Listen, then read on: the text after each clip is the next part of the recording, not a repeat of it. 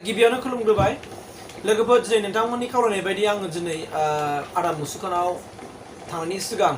आरो आदा मुसुखानि भिडिअखौ खिन्थानायनि सिगां आं मोननैसो बाथ्रा नोंथांमोननि गेजेराव खिन्थानो नागिरबाय नोंथांमोना निस्सय मिथिखादों जेनो आदा मुसुखाया जाहैबाय मा गोबां मानसिफ्रा मिथिदों बा सोरबाया गोबां मानसिफ्रा मिथिनो लुगैदोंबो जे आदा मुसुखा मा जानानै दङ बिथाङा जाहैबाय सासे बर'नि मिउजिशियानमोन आरो सिंगारबो आरो बिथाङा जाहैबाय मा गानबो लिरोमोन बेनि बिराद मोजां मोजां गान खननायफोर दङ दिनै बेखौ नोंथांमोना बेनि आदानि खुगानिफ्राय मिथिनो मोनगोन दा आं मोनसे बाथ्रा दाजाबदेरनो नागिरदों भिडिअखौ स्टार्ट खालामनायनि सिगां आदा मुसुखानि माने साननाय हनाया एसे गोमालांबाय खारन जाहैबाय मा बे आदाया जाहैबाय मा एक्सिडेन्ट जादों होननानै बुंदों एक्सिडेन्ट जानानै बिनि माथायावहाय एसे प्रेसार मोनदों नामा दा बेनिखायनो बे दा बारा गोसोआव खोलैनो हाया जाबाय दा सोरबाया बेखौ बुंदों माने जौ लोंनानै बिनि ब्रेना गाज्रि जाबाय होननानै नाथाय बेबायदि नङा होननानै बुंदों आरो आंबो फिल खालामदों जे मा आदानाव जुदि सोरबा लोगो दिगो मोजां रायलायग्राफोर थायोबा निस्सय आदानि ब्रेना पिकआपआव फैफिननाय बायदि आं मोनदों आरोना बेनो रायलायग्रा नांगौ आरो बेनो हेल्प नांगौ ओंखायनो आं खावलायदों अननानै रावबो जेन' गाज्रि मोनसे कमेन्ट हरा मानोना बर'नि गेजेराव बिथाङानो टप बै समनि मिउजिशियान जायखौ नोंथांमोना जेरावबो नुगोन बे मिउजिक होननानै बुङोबाथाय सुभा गयारि बेखौ नुगोन दा आङो दिनै नोंथांमोननि खावलायनाय बायदि आं दा आदा मुसुखानाव थांगोन दा नोंथांमोनहा भिडिअखौ नायनो हासिगोन दा रिकुवेस्ट खालामखाबाय भिडिअ जुदि हेल्पफुल जादोंबा लाइक खालामबावनाङा कमेन्ट खालाम ओमफ्राय दिनैसिमबो नायबाय थायो साबस्क्राइब खालामाखैबा अननानै साबस्क्राइब खालामनानै जोंखौ थुलुंगा होबानो जाबाय दा बे समाव फैदो अब्ला आं थांनोसै नोंथांमोननि गेजेरावहाय आङो दिनै आदा मुसुखानि भिडिअखौ लानानै फैसै फैदो अब्ला नायदिनि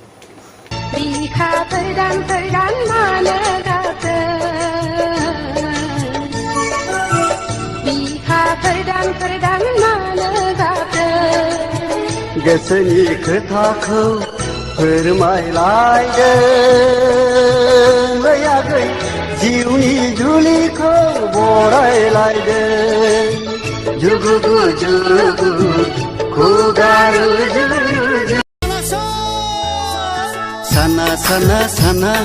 साना साना साना नलै सिखोलाफोरांनि सानाखौ जानायनो बेला नलै सिखोलाफोरांनि सानाखौ जानायनो बेला जानो गोथाव जाबाय थाथावथाव जानो गोथाव जाबाय थाथावथाव जाबा जाना खिनो बाथावथाव आं दिनै फागोला आंनि मुङा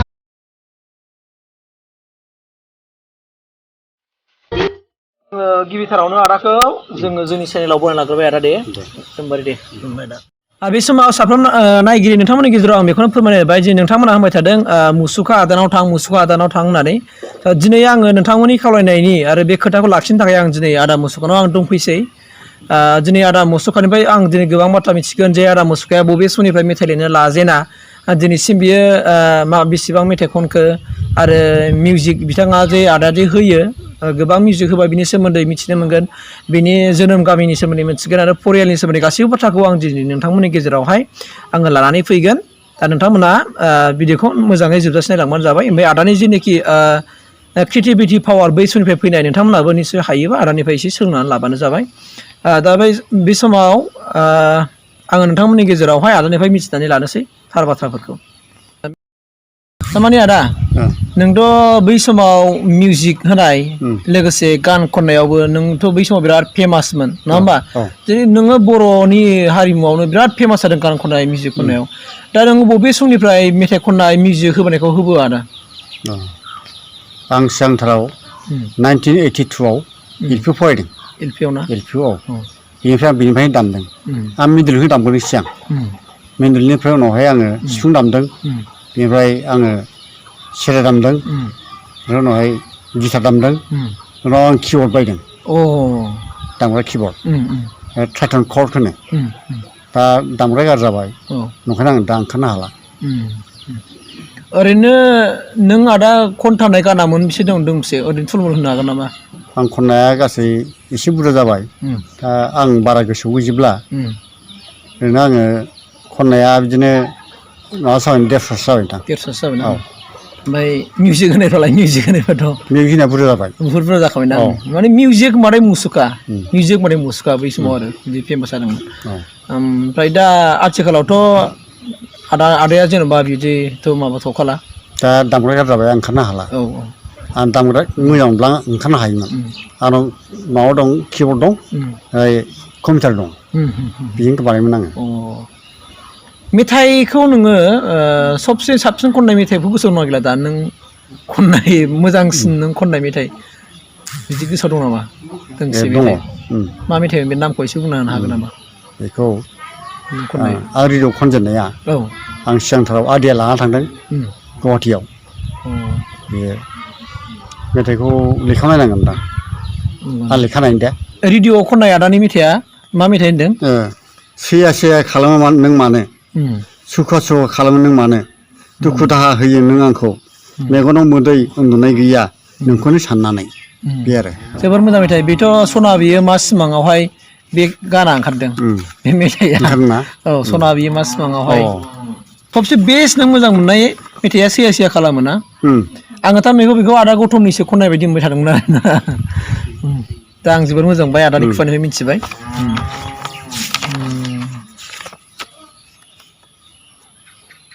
नै मोनसे आंनि गोसो मिजिङाव नुजाफैनों खाथियाव अननाय होफैनों अननायजों बे समाव बेबो आं लिरनाय आं खनदों रेकर्डिं जाखाजोब्बाय ना आदा बे जाखाबाय औ हिन्दीथ' खनफेरखायाखैना हिन्दी खनाखै बर' खनदों दे होमबा नैबे समाव आदामोननि बाथ्राखौ मिथिनो लुबैदों आदा आङो दहाय बावदों आदानि मोजां नामखौ सोंनो बावदों आङो आंनि गामि आंनि आइ आफा दोननाया आंनि आसोल नामा माधब गयारिमोन माधब गयारि औ ओमफ्राय आं उनावहाय सोलायना लादों मुसुखा गयारि औ जोनोम गामि आरो ना आना इन्टिबिल लावदं इन्टिबिल औ लावदं इन्टिबिल डिस्ट्रिक्ट क'क्राझार औ फेमिलियाव आदा दा साबसे दं न'खरावहाय जोंना दा साब्रै दङ न'आव साब्रै ना बोराय बुरि थाबाय फिसालाफोर आंनि फिसाला सासे आरो आइ दं जों साब्रै दाथ' होमबा आथिखालावथ' आदाया दा मा मावथ'ना दं ओरैनो आं दा जेबो मावथ'वाखै दा ओमफ्राय हा दं एसे बेखौ आदि होयो खुनुरुखुम बिदिनो जायो दा थारमाने नोङो एसे बुंनो हायो नामा आदाया जे मा नोंदि इसेबां माने गान खनबोबाय आरो लोगोसे मिउजिकबो होबोबाय बै मिउजिकखौ नों माबोरै सोलोङा दा बेखौ आङो हारसिं सोलोंदों नंगौना औ किबर्डखौ लायबाय गुवाहाटियाव ओमफ्राय आङो सोलोंदों लेखायाव नायनानै बिदिसोना औ एक्सट्रा अर्डिनारि होनांसिगोन आं हारसिं सोलोंदों खुनु दस्रायाव सोलोङाखै कम्पिउटारजोंनो माबायो नामा आरो होयो नामा कम्पिउटारखौ आं बायदों उनावहाय ओमफ्राय कम्पिउटाराव आङो सोलोंदों ओमफ्राय बेखौ खेंखाय होननाय खरआव थायो बे फोरोंदों आंखौ ओमफ्राय आं दा रोंबाय बेखौ आं रोङो दा जोबोर मोजांनि बाथ्रा बे मोनसे बै समनि माबा फेमास मेथाइ दंमोनलै आदा मा होनामो फानजा खोरखियाफां होननाय मोनसे बे सिनेमाया मा सिनेमा बावबाय आङो बे रैखाथि सिनेमानि बे मेथाइखौहाय आदा लिरदोंमोन नामा खनबरसा ओमफ्राय खननाया आं खनदों सुलेखा जागोन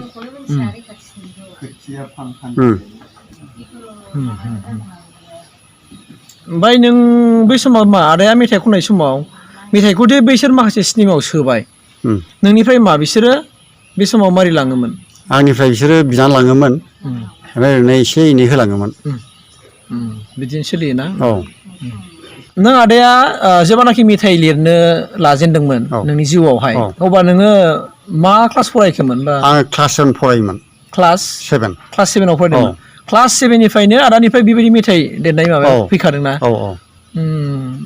सिगाङावहाय मा सोरनिखौबा नुनानै बिदि गोसो जादोंमोन नामा आदाया आं बेखौ हारसिंनो सोलोंदों हारसिं गोसो जादोंना थ' जोबोर मोजांनि बाथ्रा मेथाइ खननायखौ आदायाथ' क्लास 7निफ्राय दं नामा क्लास 7निफ्राय खनजेनदों ओमफ्राय बे दामनायखौलाय बे मिउजिक जि होयो बेखौ बबे समनिफ्राय सोलोङा आङो किबर्ड बायजेननाया आङो बिटिसि फार्स्ट जादोंमोन आगोलाव बेहायनो आं बुंनानै आंनो हरदों ओमफ्राय आं गुवाहाटियाव लायदों ओमफ्राय नों बे दामनो जि सोलोंजेनदोंमोन बे बेसेबां क्लासाव फरायनायाव दामनो सोलोंजेना मिउजिकखौ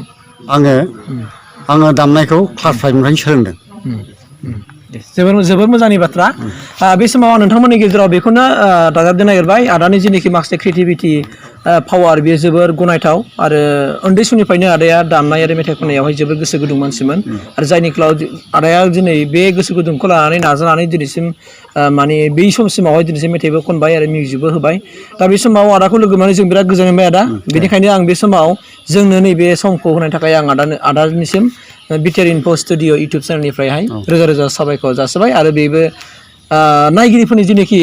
माने आसामोन जे नोंखौ नायनो लुगैदों होननाय गोबाव समनिफ्राय नुवाखै माबोरै दं खबर लाहैयो होननानै दिनै जों फैनानै दिनै आदाया जोंनि थाखाय सम होबाय बेखिनि समनि थाखाय आं आदानिसिम बिराद रोजा साबायखर बावदों थेंक इउ आदा